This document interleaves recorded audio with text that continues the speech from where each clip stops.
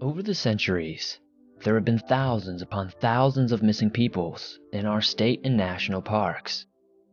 What sets these cases apart from the others, however, are the increasingly unexplainable details about them. Is there something supernatural in the woods lurking for you? Maybe we'll never know. But today, I'm going to cover some of the strangest missing peoples cases from state parks, known as the Missing 411.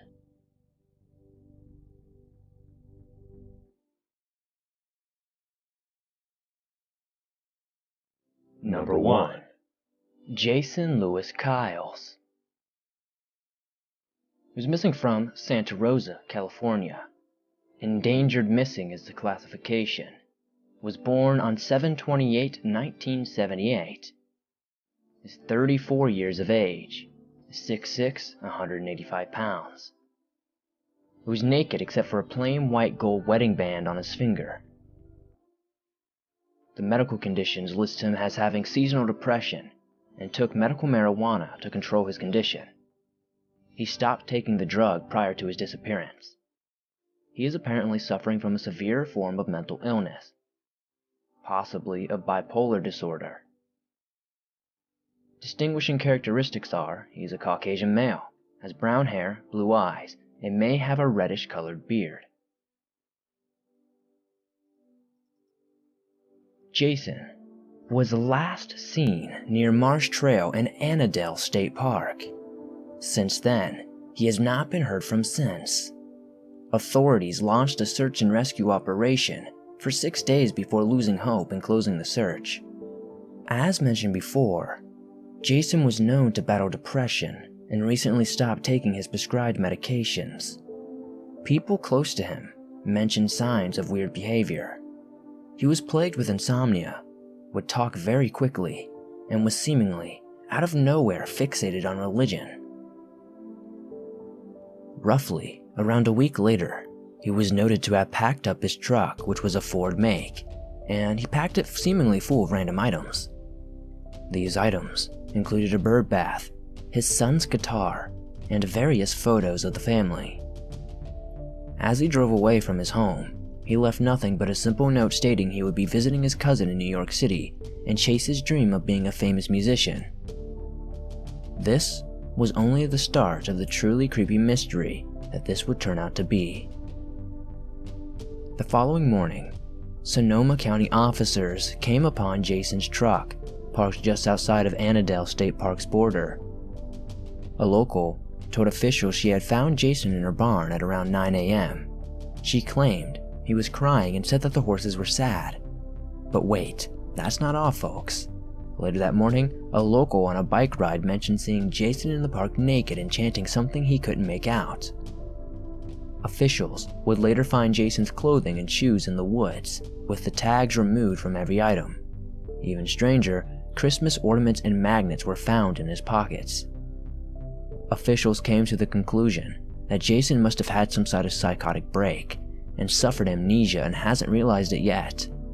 They theorize he could be living on the streets of Santa Barbara, somewhere among the homeless population. But, as of right now, this case is unsolved.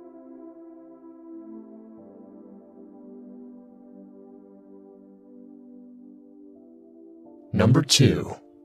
Randy Charles Spring. Randy was described as being a white male, 5'11", 180 pounds, with blonde collared length hair, green eyes, light complexion, and no tattoos. He was last seen wearing camouflage pants, dark colored t-shirt, army green jacket, and an army green backpack. The last circumstances before he went missing was that he was dropped off on Tipton and Whitewater roads, somewhere around Riverside. He was reportedly seen again at the base of San Jacinto Mountains between 1200 and 1300 hours. After that, no one has seen him since. Randy Spring is a U.S. Army veteran who was working for the California Department of Forestry and was a known volunteer firefighter when he seemingly vanished into thin air, which of course would worry a lot of people seeing as he is a U.S. Army veteran and he is also a forestry worker, so getting lost in the woods seems very unlikely for somebody like that. Also, being a volunteer firefighter on top of that, I just feel that this guy would be somebody who wouldn't just get lost. On October 10th, 1988, Randy asked to be dropped off at an intersection on Interstate 10 in Riverside, California. He was planning on taking a few days to himself and hiking in nature. He said after this trip was over, he would call home for a ride or hitchhike. No one seems to know what happened to Randy Spring. It's as if he went into the forest and was engulfed by nature. Hopefully, one day, the family will find closure, and all of us will be able to find the same.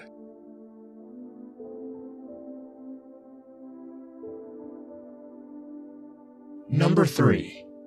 Maura Murray. Missing from Haverhill, New Hampshire, with an endangered missing classification.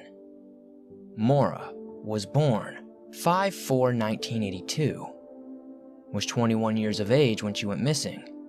She was around 5'7" and 120 pounds. She was last seen wearing a dark colored coat and jeans. She was a Caucasian female, light brown hair and brown eyes.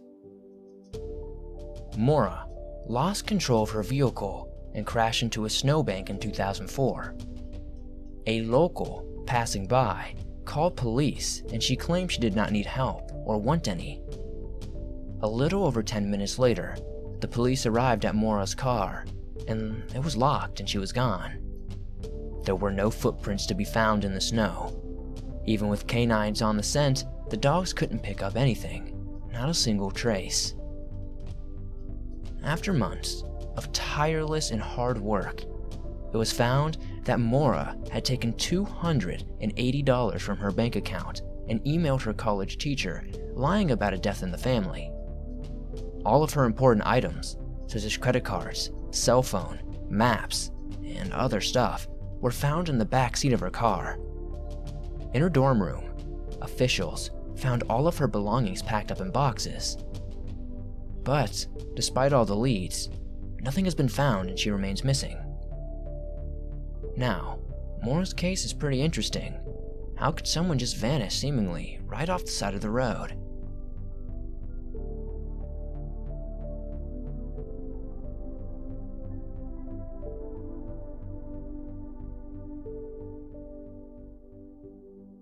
Now, of course, these are only a handful of cases that are out there. I encourage all of you to possibly search into some of these cases. There seemingly are hundreds and hundreds of them just popping up out of nowhere. There are some state parks that seem to have more than others though. So before we end this video, I wanted to quickly go over what I think might be the most dangerous and creepy state park in the entire country. Yosemite National Park has the highest amount of missing people's cases in the entire country of the United States.